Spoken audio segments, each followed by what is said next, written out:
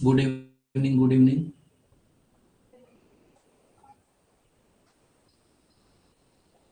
अभी सब कुछ एक्सप्लेन किया जाएगा।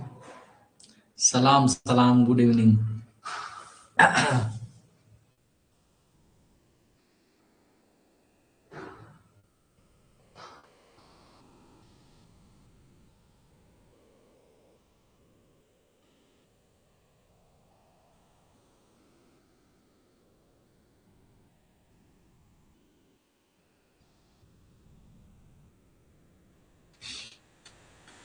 Good evening. चलिए शुरू करते हैं। अब इसमें अगर हम लोग देखें तो कल हम लोगों ने जीएसटी का बेसिक जो है चीजें पढ़ी थी। मेरी वॉइस क्लियर आ रही है? एक लोग बताओ, कोई वॉइस क्लियर आ रही है हमारी? आई थिंक आ रही होगी। ठीक है। अब अगर हम बात करें तो हम लोग थोड़ा सा एक प्रोसेस यहाँ पे करने वाले हैं। जैसे कल काफी स्टूडेंट्स कह रहे थे कि सर जीएसटी के बारे में हमको जो है जो एक बार भर के बताइए खुद से, मतलब कि कोई एक जो है नए रजिस्ट्रेशन के लिए क्लाइंट लीजिए और उसका भर के बताइए कि कैसे टीआरएन जनरेट होगा वगैरह वगैरह। समझ रहे हैं? तो हम तो जीएसटी में ऑलरेडी रजिस्टर्ड हैं। हम अपना रजिस्ट्रेशन नहीं कर सकते हैं, लेकिन आप लोगों में से किसी भी बच्चे का जीएसटी में रजिस्ट्रेशन कर सकते हैं। Registration in the sense TRN generate करेंगे और टीआरएन के बाद लास्ट प्रोसेस पे हम उसको रिवोक कर देंगे। तो आपका जीएसटी में रजिस्ट्रेशन नहीं होगा, लेकिन सारा प्रोसेस हो जाएगा, मतलब प्रोसेस आप सीख जाएंगे। तो कोई स्टूडेंट हो जो अपनी डिटेल्स देना चाहे तो हम यहाँ पे स्क्रीन पे भर के दिखा सकते हैं कि जीएसटी में रजिस्टर कैसे हुआ जाता है।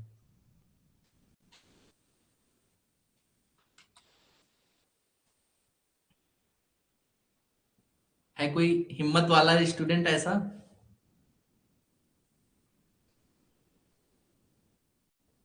नहीं है?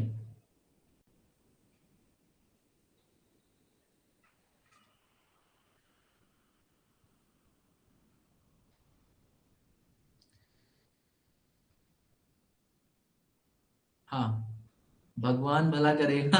हाँ, तो एक लोग अपनी डिटेल्स हमको व्हाट्सएप पे शेयर कर सकते हैं, यहाँ चैट पे मत करना। समझ रहे हो? मेरा कर दीजिए। हाँ, साकेत भेजो जरा अपनी डिटेल। अपना जो है मोबाइल नंबर भेजना है, पैन नंबर भेजना है, ये सारी डिटेल बेसिक भेजनी है। ठीक है? जो पहले भेज देगा उसका कर देंगे जीएसटी में रजिस्ट्रेशन।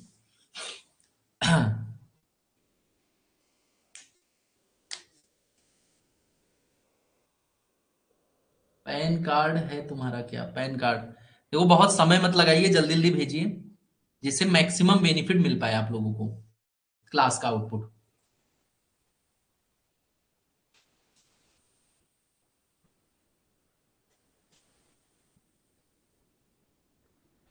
सबसे पहले देखिए, हम सेलेक्ट करते हैं I am a tax payer.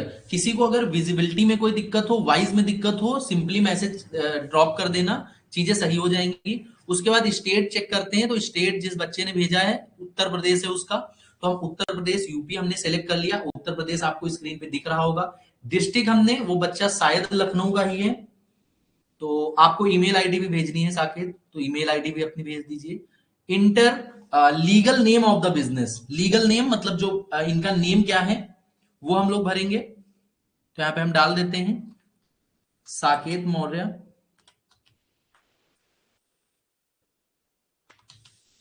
ठीक है? उसके बाद पैन कार्ड नंबर इनका क्या है वो डाल देते हैं हम लोग। और ये सब डिटेल तुम लोग कहीं शेयर मत करना नोट करके, नहीं तो बेचारा Saket.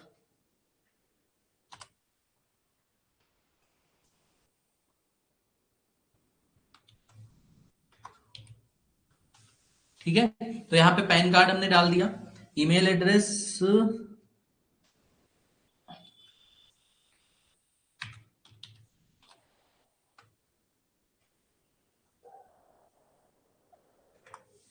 Saket,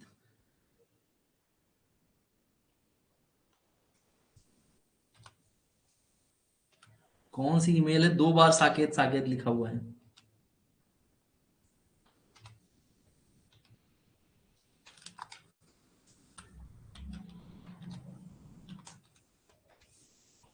Saket Saket Maurya @gmail। Mobile number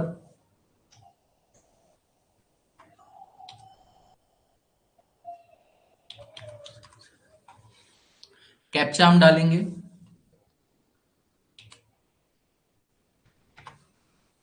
proceed कर देंगे यहाँ पे। आप ओटीपी आया होगा साकेत, मोबाइल नंबर पे आपके और ईमेल पे, दोनों ओटीपी हमको बताइए। चैट पे मत बताना, यहां बताना।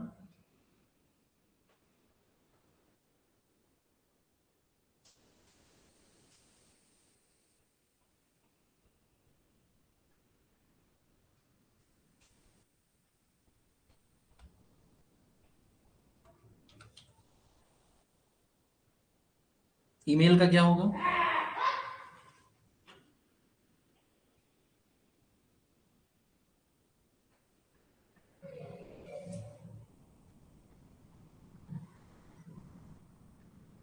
उनके नंबर का मिसयूज हो सकता है बेटा, जब तक आप ओटीपी नहीं देंगे तब तक मिसयूज कुछ नहीं हो सकता है।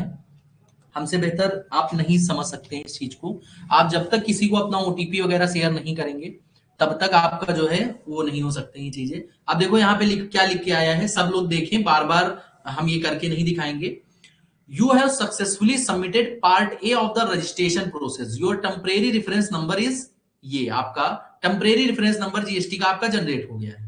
अब हम इसको क्या करेंगे, कंट्रोल सी से इसको कॉपी करेंगे, ठीक है, यहां से।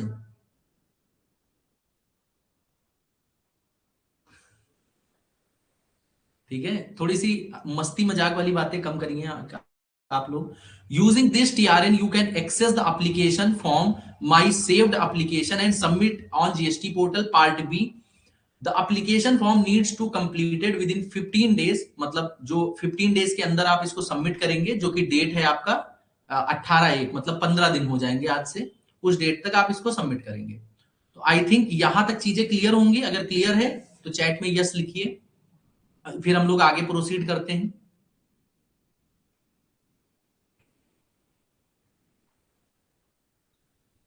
टीआरएन जनरेट करना सबको समझ में आ गया होगा आई थिंक। अब हम टीआरएन के थ्रू लॉगिन कर रहे हैं। यहां पे हमने टीआरएन का कॉलम सेलेक्ट किया और टीआरएन के बाद में हमने यहां पे टीआरएन कॉपी कर दिया, जो हमने वहां से जो है सॉरी पेस्ट कर दिया जो हमने कॉपी किया था। उसके बाद फिर से हम कैप्चा यहां पे डालेंगे 641870। तो तुम लोगों के ऊपर हमें भरोसा है कि इसके नंबर का मिसयूज नहीं करोगे। अब फिर से साकेत के पास एक ओटीपी आया होगा टीआरएन जनरेट करने के बाद।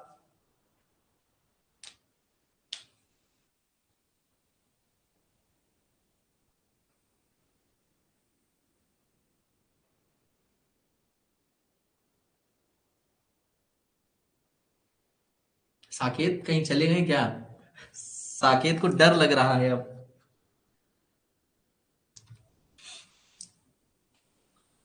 प्रोसीड किया हमने। अब देखो यहां पे आया माई सेव्ड एप्लीकेशन में कि आपका जीएसटी REG1 जो कल हमने खोल के बताया था, application for new registration, expiry date इसकी, मतलब ये एप्लीकेशन जो है वो 15 दिन के लिए जो टीआरएन नंबर है वो वैलिड रहता है।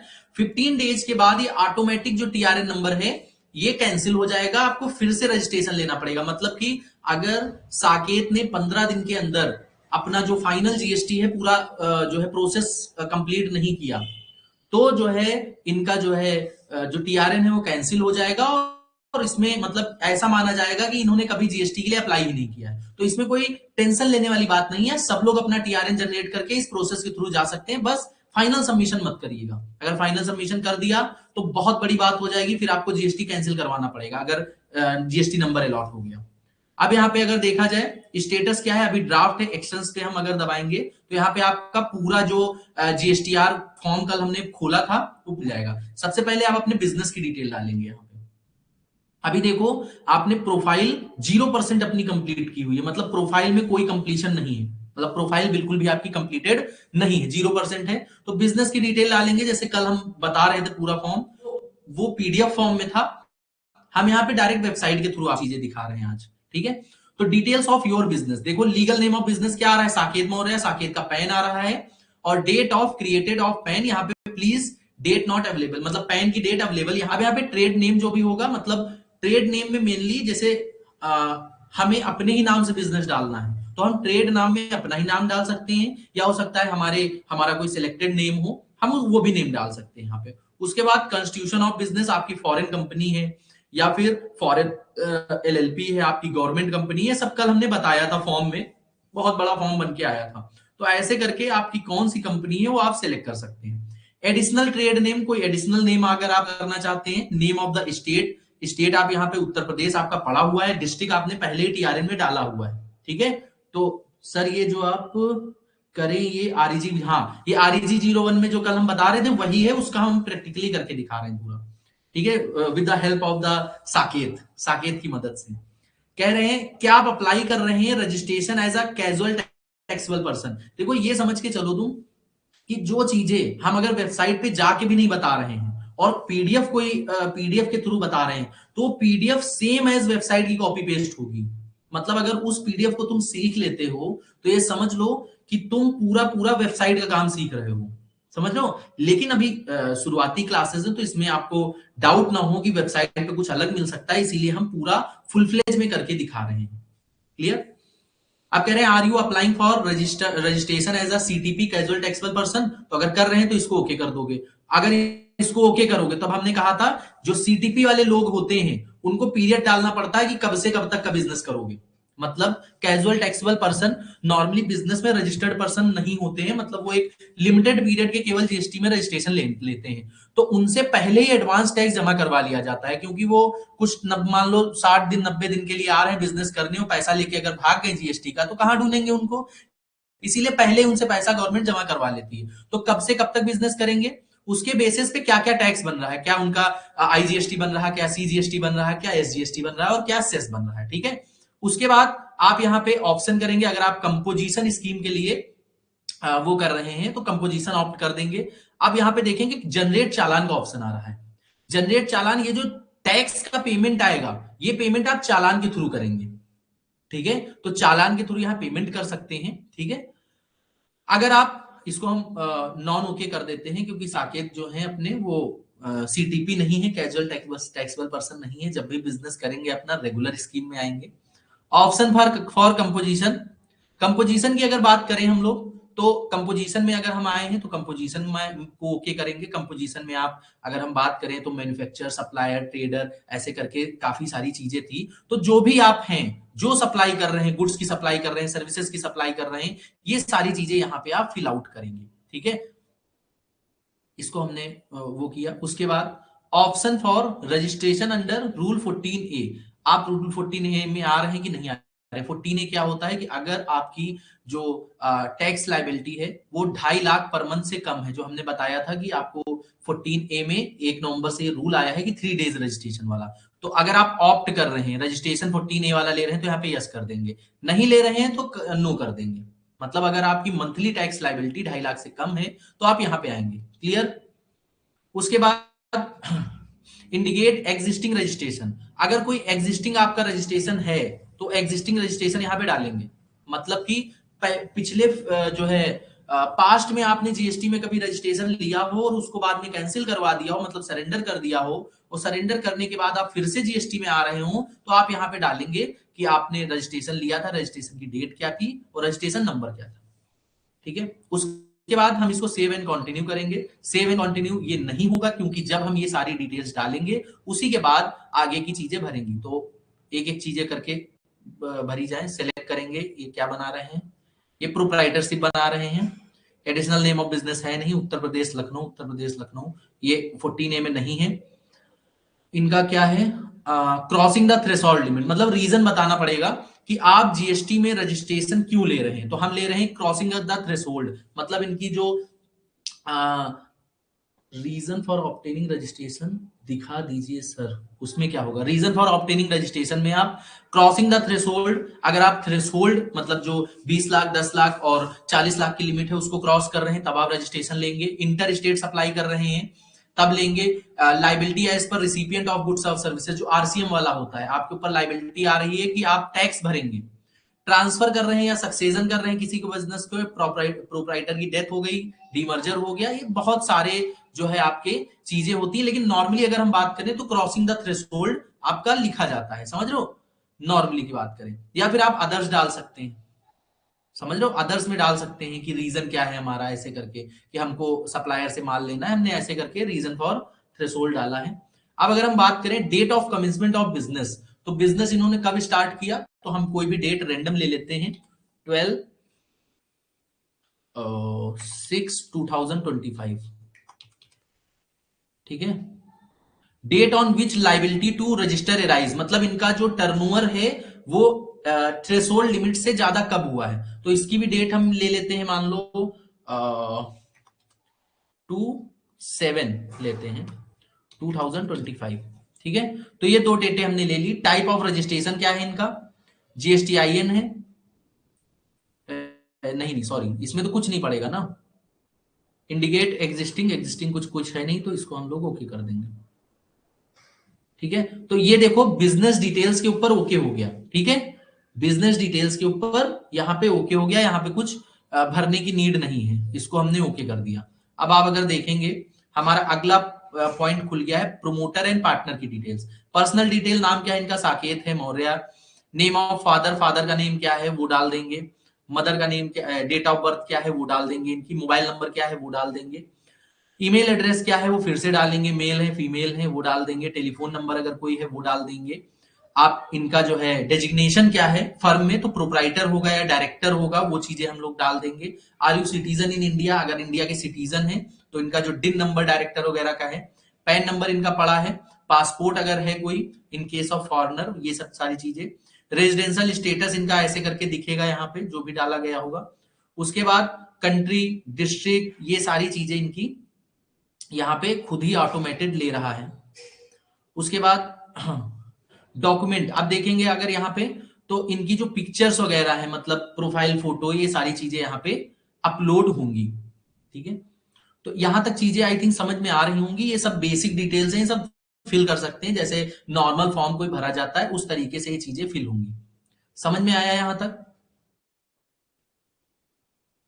उसके बाद हम बात करें, ये हम फिल नहीं कर रहे हैं क्योंकि फिल करने में बहुत ज्यादा समय लगेगा, एक एक डिटेल्स, और सारी डिटेल्स है नहीं हमारे पास। साकेत की जय हो, जय जयकार जो है लगा रहे हैं साकेत की, साकेत की लगा रहे हैं, बेटा पढ़ा हम रहे हैं। समझ रहे हो? हाँ।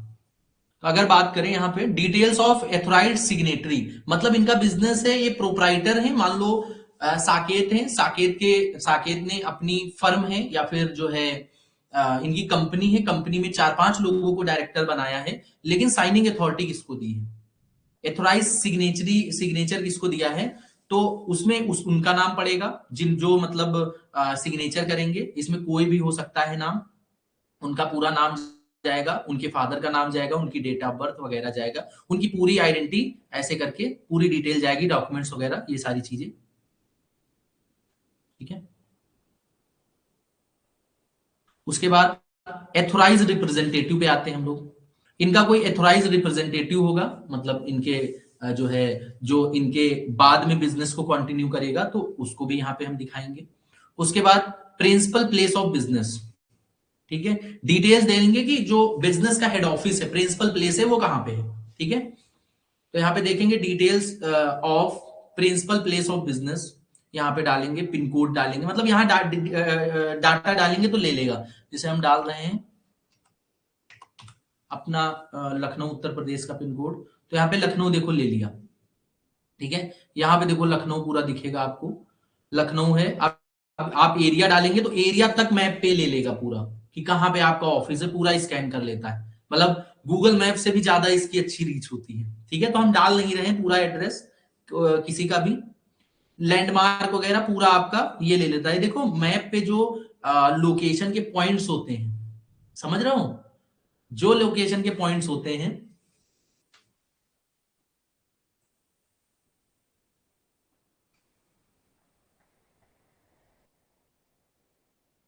जिनमें टिक लग चुका है उनमें भी पीछे जाके आप एडिट कर सकते हैं, ठीक है। ये हम इसलिए कर रहे हैं कि ये आप लोग घर पे अपना करिएगा और फिर देखिएगा, जो डाउट हो वो पूछिएगा, ठीक है। तो यहाँ पे देखिए लोकेशन पॉइंट जो होते हैं वो सारे यहाँ पे आ जाते हैं, जिससे बिल्कुल एग्जैक्ट लोकेशन आपकी पता चल पाए। उसके बाद हम लोग देखते हैं स्टेट कौन सा है, क्या मतलब कहाँ पे लग रहा है, लखनऊ सेक्टर 1 सेक्टर 2, ये एड्रेस वाली डिटेल्स है, ये सब तो आप भर लेंगे। आपका कमिश्नरेट कौन सा लग रहा है, डिवीजन कौन सा है, लखनऊ है, ऐसे करके रेंज क्या आ रही है, रेंज 1 रेंज 2 ऐसे करके होते हैं एड्रेस में, तो वो सारी चीजें आप डाल लेंगे। कॉन्टेक्ट इन्फॉर्मेशन डालेंगे कि साकेत का जो है ईमेल एड्रेस क्या है, मोबाइल नंबर क्या है, ठीक है। उसके बाद फैक्स नंबर वगैरह अब चलता नहीं, इसमें देखो रेड टिक नहीं, जिसमें रेड मार्क है वो कंपलसरी है बना। Nature of profession of premises, premises का नेचर क्या है आपका, तो ओन है, रेंटेड है, शेयर्ड है, मतलब पार्टनरशिप में आपने खरीदा है, ओन्ड है, रेंटेड है। अगर मान लो हम यहाँ पे ओन सेलेक्ट कर रहे हैं तो आपको प्रिंसिपल उसका ऑप्शन आ रहा ओन में इलेक्ट्रॉनिक बिल, इलेक्ट्रिसिटी बिल लगाना पड़ेगा। मतलब मान लो साकेत के पापा का घर है और उसमें ये बिजनेस कर रहे हैं, तो साकेत के पापा के नाम का इलेक्ट्रिसिटी बिल होना चाहिए। जो फादर का नेम पड़ा है साकेत के, उससे कैच कर लेगा कि ये बिल ओरिजिनल है कि नहीं है, वो पेन से भी आपके वो चीजें वेरीफाई हो जाएंगी। आप लीगल ओनरशिप डॉक्यूमेंट्स लगा सकते हैं, लेकिन घर की रजिस्ट्री वगैरह भी लगा सकते हैं। कोई भी टैक्स वगैरह से रिलेटेड डॉक्यूमेंट होगा, जैसे नगर निगम वगैरह का हाउस टैक्स, वाटर टैक्स, ये सारी चीजें आप करते हैं, वो सारी चीजें आपको पता चल जाएंगी।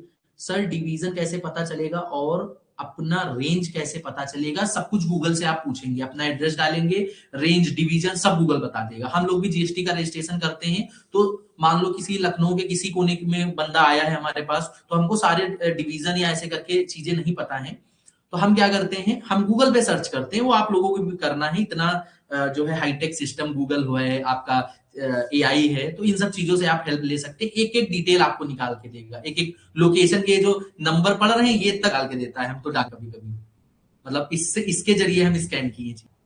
क्या बता रहे थे, हाँ, म्युनिसिपल टैक्स, प्रॉपर्टी टैक्स की कोई रिसिप्ट है, आपने प्रॉपर्टी की टैक्स दी, हाउस टैक्स जिसको बोलते हैं, वो आप यहां पे करेंगे।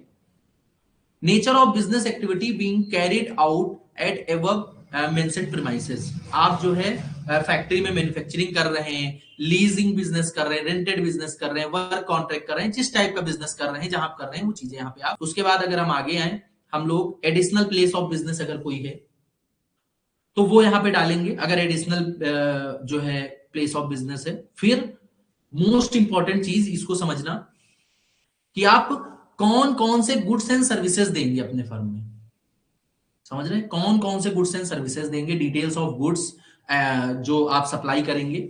और यहाँ पे एचएसएन कोड होता है, एचएसएन कोड डालेंगे। हर गुड्स जो होता है, मतलब जैसे मान लो हम सर्विसेज दे रहे हैं तो उसका कुछ नहीं होगा, लेकिन अगर हम कोई गुड्स सप्लाई कर रहे हैं, मान लो पेन सप्लाई कर रहे हैं, तो पेन का एचएसएन कोड अलग होता है, समझ रहे हो, तो वो एचएसएन कोड यहाँ पे पड़ेगा। अब कहोगे एचएसएन कोड कैसे पता चलेगा, गूगल, समझ रहे हो, हर प्रोडक्ट का एचएसएन कोड अलग होता है, ठीक है। यहाँ पे सर्विसेज में आएंगे, सर्विसेज में आप जो है स्पेसिफाई करेंगे 5 सर्विसेज, 5 गुड जो आप अपने यहाँ देते हैं, ठीक है।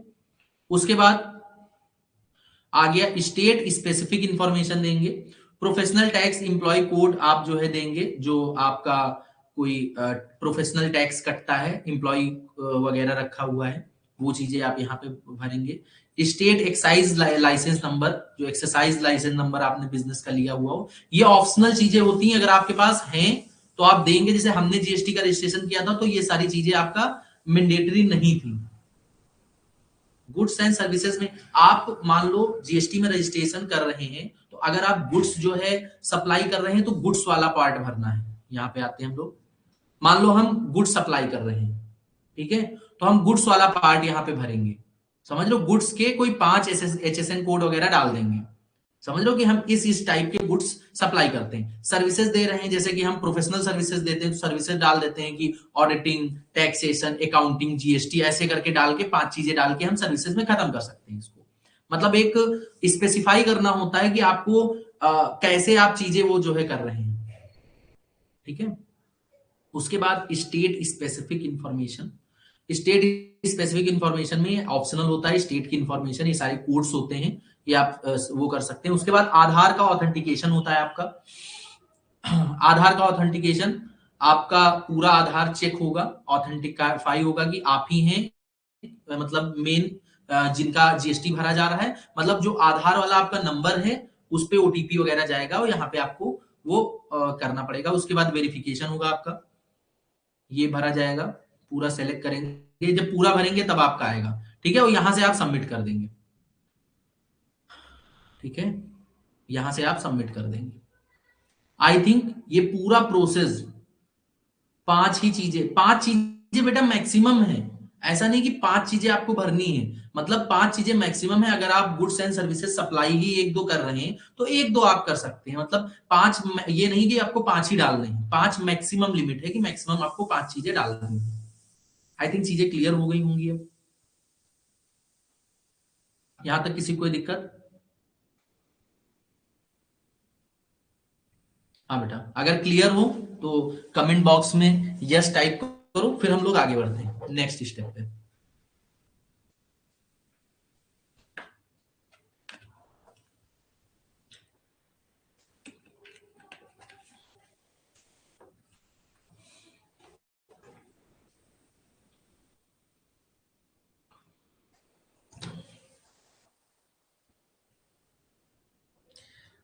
आपको जो है साकेत को थैंक यू सबको बोलना चाहिए, इसने इतना बड़ा बलिदान दिया है।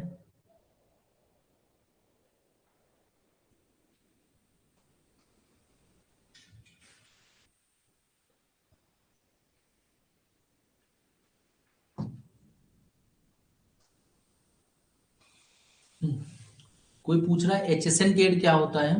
एचएसएन कोड एक हार्मोनाइज्ड सिस्टम नंबर होता है, मतलब कि गुड्स जो होते हैं उनके सबकी अलग अलग कैटेगरी होती हैं, और जीएसटी डिपार्टमेंट के लिए सबका अलग अलग नंबर जो है स्पेसिफाई किया हुआ है, समझ रहा हूं? तो जो है उस नंबर से क्या होता है, पता चल जाता है किस इंडस्ट्री का गुड्स है, किस सेक्टर का है, ये चीजें होती हैं, तो काफी हेल्पफुल रहता है एचएसएन कोड से। आप जैसे जीएसटी में परचेजेस वगैरह चढ़ाते हैं, सेल वगैरह चढ़ाते हैं, तो उसमें ये नहीं डालते हो कि हमने पेंसिल बेची, हमने पेन बेचे हैं, समझ रहे हो? आप ऐसे डालते हैं कि ये एचएसएन कोड इस गुड्स का ये है, मतलब कोड आपने डाला और उसकी क्वांटिटी डाल दिया कि 2 सेल हुई, ऐसे करके। क्योंकि अगर हम लोग ऐसे टाइपिंग एक एक गुड्स स्पेसिफाई करते रहे जीएसटी में तो बहुत टाइम लग जाएगा, इसीलिए एक स्पेसिफिक कोड नंबर रखा गया है, समझ लो।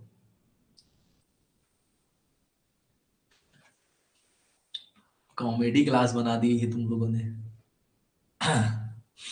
तो हम लोगों ने आई थिंक ये जो फॉर्म वाला है वो हमने फॉर्म वाला पूरा आपको बता दिया है रजिस्ट्रेशन, ठीक है? तो यहाँ पे जीएसटी रजिस्ट्रेशन यहाँ पे भी देख लेते हैं एक बार सिंप्लीफाइड मैनर में। आप सबसे पहले जीएसटी पोर्टल पे जाएंगे, आप एचएसएन यहाँ पे टैक्स पेयर और डिस्ट्रिक्ट वगैरह सब सेलेक्ट करके आपके पास ओटीपी आएगी जो हमने करके दिखाया, टीआरएन आएगा जो कि 15 डिजिट का होगा।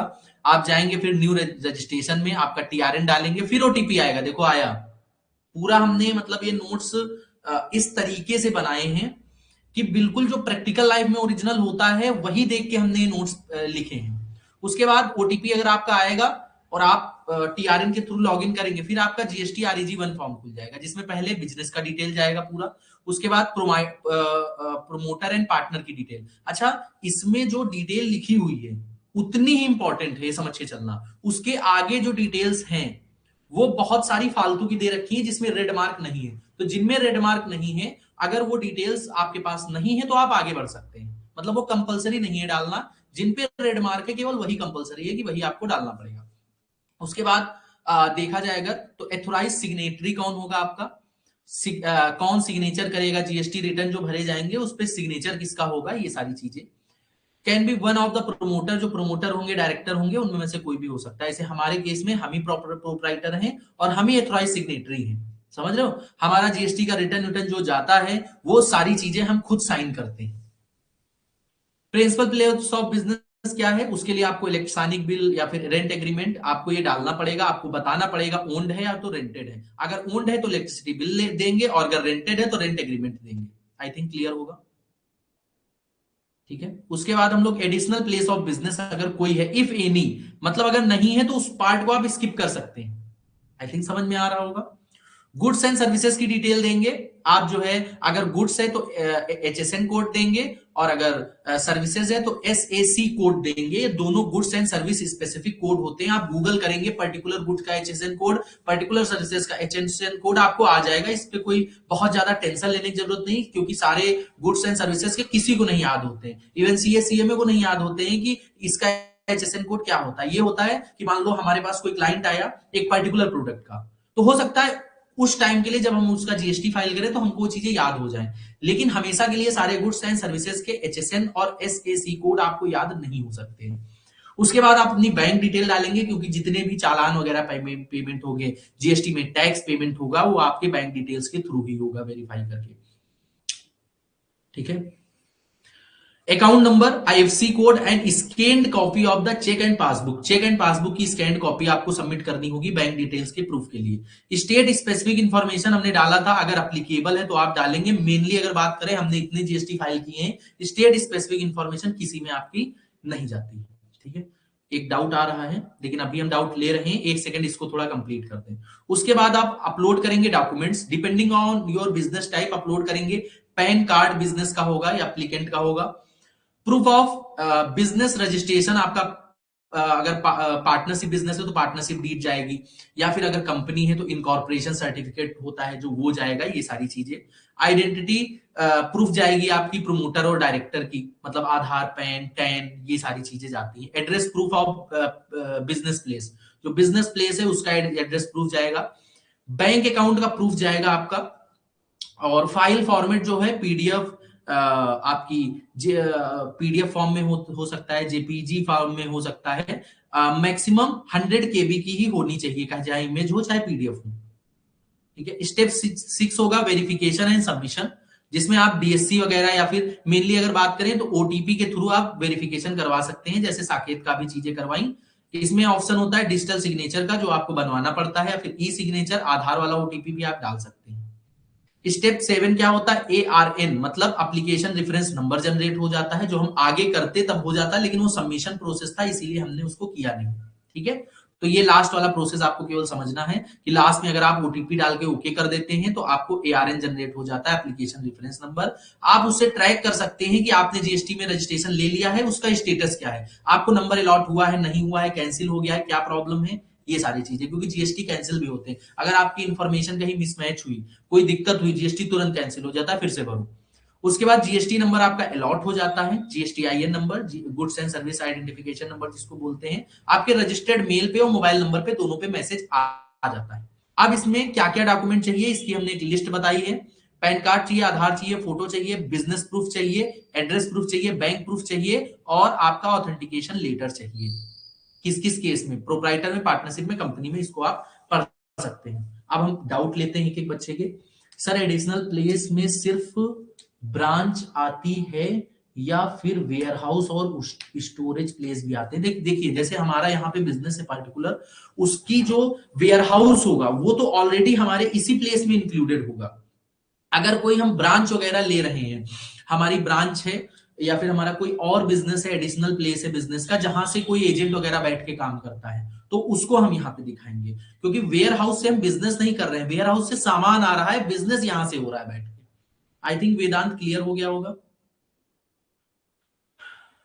सर ऑथेंटिकेशन लेटर क्यों जरूरी है?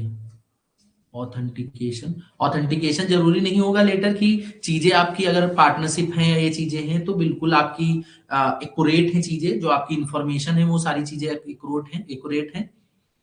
अब अगर हम लोग आगे बात करें तो आपका जीएसटी का रजिस्ट्रेशन आप लोग सीख चुके हैं। ठीक है, आप करते हैं काम की बात, पैसे रुपए की बात। ठीक है, जिसके लिए मतलब हम लोग इतनी मेहनत कर रहे हैं। तो अगर जीएसटी का रजिस्ट्रेशन कोई आप कर रहे हैं, किसी का कोई पूछ रहा है, तो आपको मिनिमम जो फीस है वो 3000 बतानी है। ठीक है, बधाई हो सभी को। ठीक है, अगर कोई आपका रिश्तेदार वगैरह है, ठीक है, तो उसको 4000 रुपए से कम नहीं बताना है। रिलेटिव्स को ज्यादा फीस हम लोग बताते हैं, समझ रहे हो। 3000 से कम में, या फिर कोई आपका बहुत खास है तो 2.5 के, इससे कम में जीएसटी का रजिस्ट्रेशन नहीं भरना है आप लोगों को। समझ रहे हो, मार्केट खराब नहीं करनी है आपको कॉस्ट अकाउंटेंट्स की या फिर सीएस की। क्योंकि अगर आप ही कम में काम करने लगेंगे तो लोगों को लगेगा कम ही में काम होता है। समझ रहे हो, हालांकि इसमें जो कॉस्ट आती है, क्या कॉस्ट आती है, आप लोगों को सिखा दिया, कुछ आपकी कॉस्ट लगी, एज सच कुछ कॉस्ट आपकी नहीं लगी है। मतलब कि जो है जीएसटी रजिस्ट्रेशन से रिलेटेड आपको सारी इंफॉर्मेशन हो गई है। अब आप बैठ के खुद से जीएसटी रजिस्ट्रेशन कर सकते हैं। कभी भी कोई हेल्प अगर चाहिए जीएसटी रजिस्ट्रेशन से रिलेटेड, एक मैसेज ड्रॉप कर देना, हम जो भी होगा वो देख लेंगे। अब इसमें आपको करना क्या है, थोड़ा सा अगर पैसे कमाने हैं अभी से तो थोड़ा सा एक्टिव होना है, महीने 2 महीने के लिए, जब तक तुम लोगों के रिजल्ट वगैरह नहीं आता है। सर कोई क्लाइंट दिलवा दीजिए। देखो सीधी सी बात, ये बात गलत है बोलना कि क्लाइंट दिलवा दीजिए। क्यों? क्योंकि अगर क्लाइंट होगा, सीधी सी बात हम बोलते हैं, जैसे कि हम सीएमए क्वालिफाइड हुए थे, हम प्रैक्टिस में आए, तो काफी लोगों से हमने जो है बोला कि जो है हमको जो है सीएमए से जाके मिले। अपने लखनऊ में हम रहते हैं, तो लखनऊ के काफी सीएमए से जाके मिले। तो उनसे हमने कहा कि सर हमें काम दिलवा दीजिए, ये दिलवा दीजिए। बाद में हमने सोचा कि वो हमको काम क्यों दिलवाएंगे, हम तो उनके कॉम्पिटिटर हैं। अगर काम होगा तो वो अपनी फर्म में लेंगे। वो हमें, अगर उनके पास एक जीएसटी रजिस्ट्रेशन होगा, 3,000 रुपए का काम होगा, 4,000 रुपए का काम होगा, तो वो हमें क्यों देंगे जबकि वो खुद बैठ के कर सकते हैं। समझ रहे हो? इसीलिए एक टाइम था जब हमने लोगों से बोलना बंद कर दिया। अपने किसी जो है जो है, सर गुरु का काम है मदद करना। बेटा हम मदद करेंगे, गाइडेंस सारी दिखाएंगे। और यकीन मानो कि इस क्लास के खत्म होते होते आपको इतनी सारी चीजें आ जाएंगी प्रैक्टिकल नॉलेज में, कि आप ये समझ लीजिए इस क्लास का इंटू 100 कर लीजिए, उतना पैसा आप एक साल के अंदर कमा सकते हैं। समझ रहे हो? लेकिन बस आपको एक्टिव रहना पड़ेगा। समझ रहे हो? सारे बच्चे बात मानते नहीं है। जैसे कि अभी हम बोलेंगे कि जितने लोग आज जीएसटी रजिस्ट्रेशन सीखे हुए हैं, अगर इनको एडवर्टाइजमेंट करना है तो अपने व्हाट्सएप पे एक छोटा सा पंपलेट टाइप का जो है बना लो, और पंपलेट टाइप का बनाने के बाद उसको अपने अपने स्टेटस पे लगा दो, for GST registration contact to this number. ChatGPT का जमाना है, सारी चीजें आप प्रॉम्प्ट देके कर सकते हैं। ठीक है? क्लाइंट ऐसे ही मिलेगा बेटा, आप एडवर्टाइजमेंट के थ्रू मिलेगा। मतलब लोगों को पहले पता तो चले कि आपको ये काम आता है। क्लाइंट घर पे थोड़ा ना आएगा कि तुम मेरे जानने वाले नहीं है, आपके जानने वाले नहीं है, तो सोशल मीडिया पे आप एक्टिव हुई। सोशल मीडिया, इंस्टाग्राम हो गया, व्हाट्सएप हो गया, लिंक्डइन हो गया, ठीक है, और फेसबुक हो गया। इन सब पे अपने एडवर्टाइजमेंट धीरे धीरे डालना स्टार्ट कर दीजिए कि हमको जीएसटी रिटर्न फाइलिंग आती है। ठीक है? Contact for filing, contact for registration. ठीक है? बहुत ही minimum cost, cost with expertise guidance, ऐसे करके फ्री कंसल्टेंसी, ऐसे करके पंपलेट आप लोग बनाइए और अपने स्टेटस पे डालिए। समझ रहे हैं? डालेंगे आप, एक दिन में रिजल्ट नहीं आएगा, लेकिन काफी दिन में आपका। पिछली बार की अगर बात बताएं तो काफी बच्चे थे इसमें, अभी बताएंगे जो लोग, वो लोग भी ऐड हैं जो पिछली बार क्लास लिए थे। काफी लोग बताएं कि उन्होंने स्टेटस लगाया था या लोगों से बोला था, उसका बेनिफिट उनको मिला था, उन्होंने काम किया था। हमें पता है नाम, लेकिन हम यहां बताएंगे नहीं, वो लोग खुद बोले।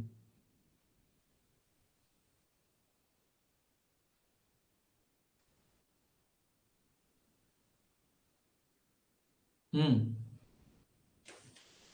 नाम लेना पड़ेगा। देखिए क्लास में है वो बच्चे। कृष्णा।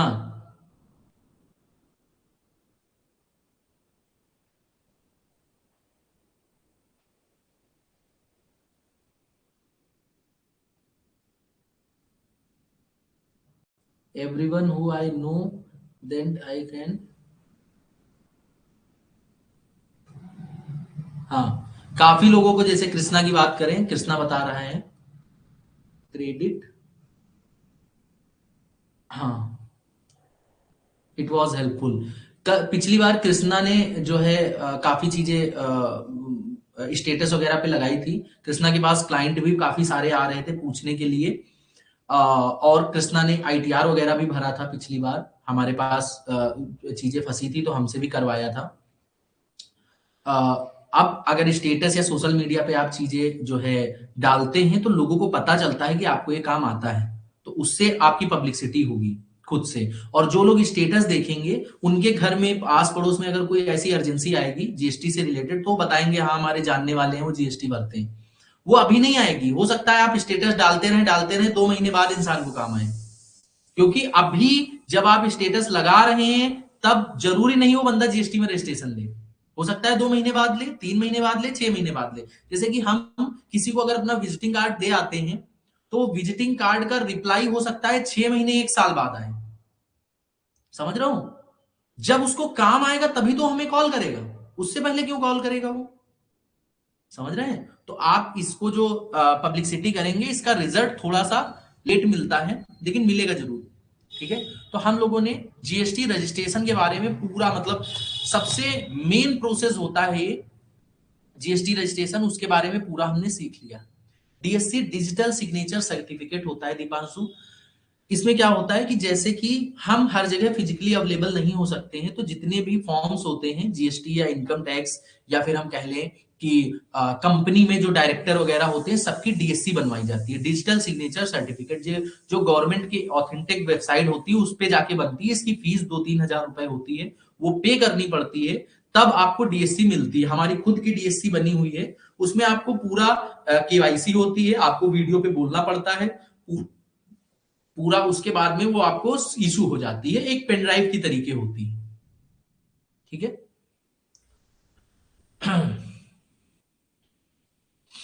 आई थिंक यहां तक समझ में आ रही होंगी चीजें। और कोई अगर किसी को डाउट हो रजिस्ट्रेशन से रिलेटेड, क्योंकि आज की पूरी क्लास हम रजिस्ट्रेशन पे जीएसटी के डेडिकेटेड कर रहे हैं।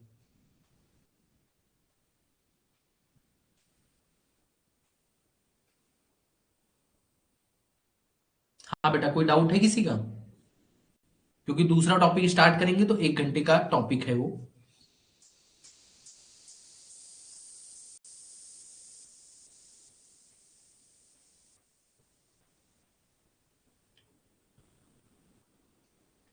आज लगा देंगे स्टेटस, बिल्कुल लगा देना बेटा। और उसमें ये भी डालना जीएसटी रजिस्ट्रेशन, आईटीआर फाइलिंग, समझ लो, ऐसे करके दोनों चीजें डालना। कोई भी काम आता है तो आप जो है हमको बता सकते हैं, हम उसको करवा देंगे काम को, आपको पैसे मिल जाएंगे। डीएससी कितने टाइम में बनती है? 2 से 3 दिन में आ जाती है मेनली। अभी जा रहा हूं चैट जीपीटी से पेम्पलेट बनवाने, बिल्कुल बिल्कुल वेदांत, चैट जीपीटी से पेम्पलेट बनवाओ, और जो है स्टेटस पे लगाओ, उस पे अपना नाम और नंबर जरूर मेंशन कर देना, क्योंकि आपकी नाम ही आपकी ब्रांडिंग होती है, समझ रहे हो? अपना नाम आप हर जगह, जैसे कि क्या आ रहा है, like many people ask how much it would take to be completed, तो what to reply। अगर उनको बताना है तो 1 हफ्ते का टाइम बताइए, क्योंकि मैक्सिमम टाइम 1 हफ्ते डीएससी को बनवाने में लग सकता है।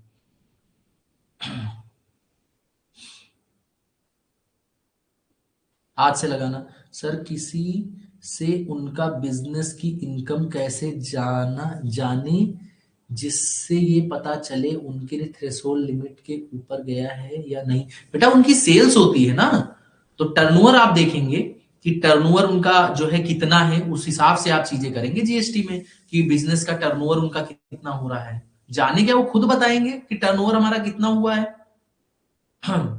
टर्नओवर की सबको पता होता है ना, हमारा बिजनेस कितने का चल रहा है, कितने का हुआ है। ठीक है। रजिस्ट्रेशन का सर क्या, कृष्णा क्या बोल रहे हैं? रजिस्ट्रेशन का सर जीएसटी, अच्छा जीएसटी रजिस्ट्रेशन में, जीएसटी रजिस्ट्रेशन नॉर्मली आपका इस समय जो रजिस्ट्रेशन हम कर रहे हैं उसमें 3-4 दिन में भी हुआ जा रहा है, और कोई कोई फंस जा रहा है तो 1 हफ्ते भी लग जा रहा है। तो based on side and based on GST department की समय कितना लगेगा, मिनिमम समय 7 दिन लगता है, और मैक्सिमम टाइम 15 दिन भी लग सकता है। समझ लो, मिनिमम टाइम 3 डेज लगता है जीएसटी में रजिस्ट्रेशन आने में। सर अगर उन लोगों ने चलाया अपना टर्नओवर दिन, इसका मतलब क्या है? हम अनम आपका क्वेश्चन नहीं समझ पा रहे हैं।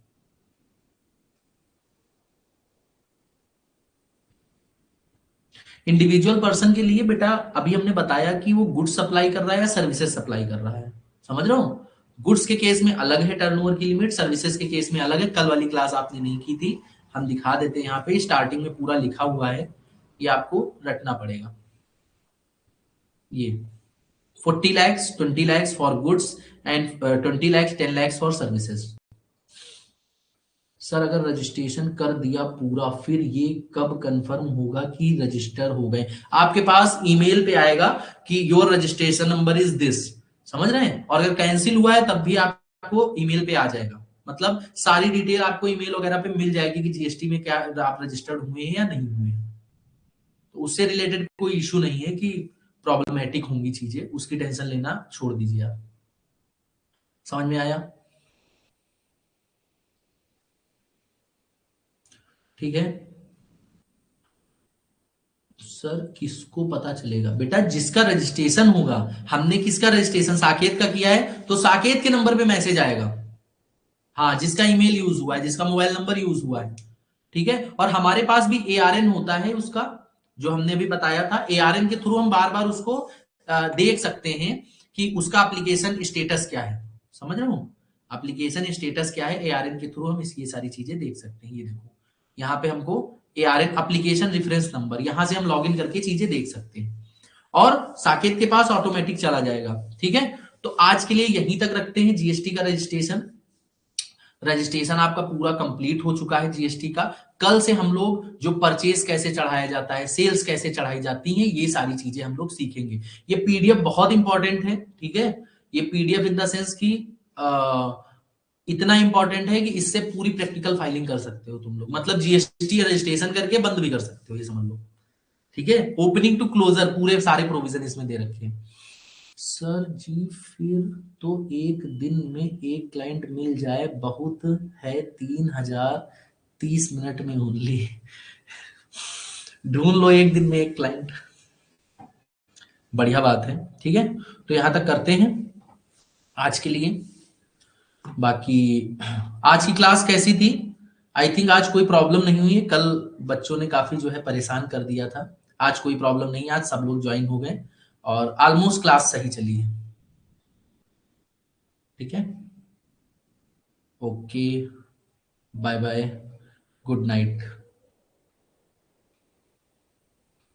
सर साकेत की बदौलत, बिल्कुल बिल्कुल। ये अनम कौन है? रुक जाओ, हमको पता भी नहीं है इसके बारे में। साकेत को बहुत जो है साकेत की बदौलत। चलो ठीक है बेटा, मजा आ गया। Thank you thank you, okay welcome. कल मिलते हैं हम लोग इसी टाइम पे मोस्टली। अच्छा ये बताओ, कल संडे को क्लास लें कि ना लें, ये बताते हुए जाओ।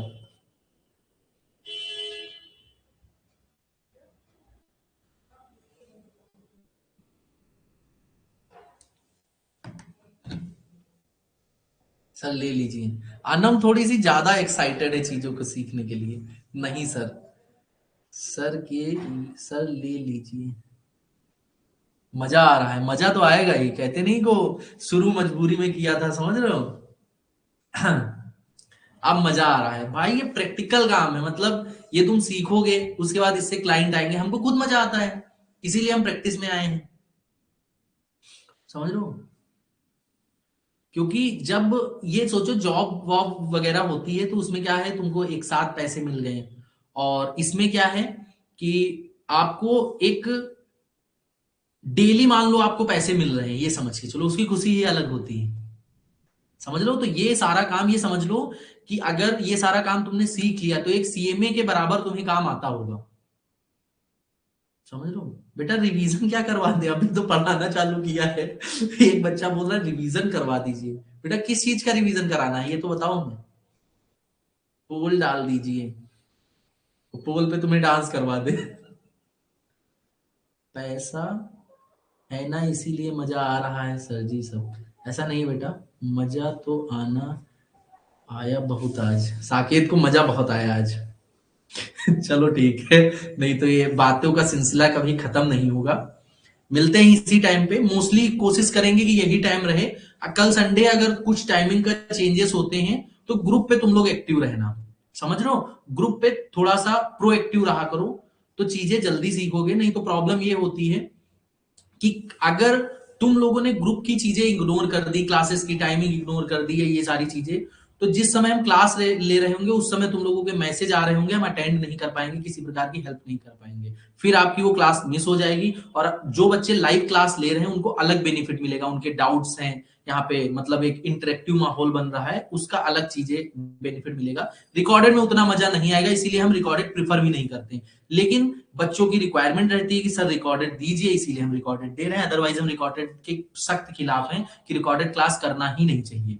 आप लाइव करें, वो सबसे बेस्ट रहता है। कि हम लोग अगर देखें तो आपस में ऐसे लग रहा है कि सामने बैठ के पढ़ रहे हैं। समझ रहे हैं? ये सारी चीजें। चलिए कल मिलते हैं, बाय बाय, गुड नाइट।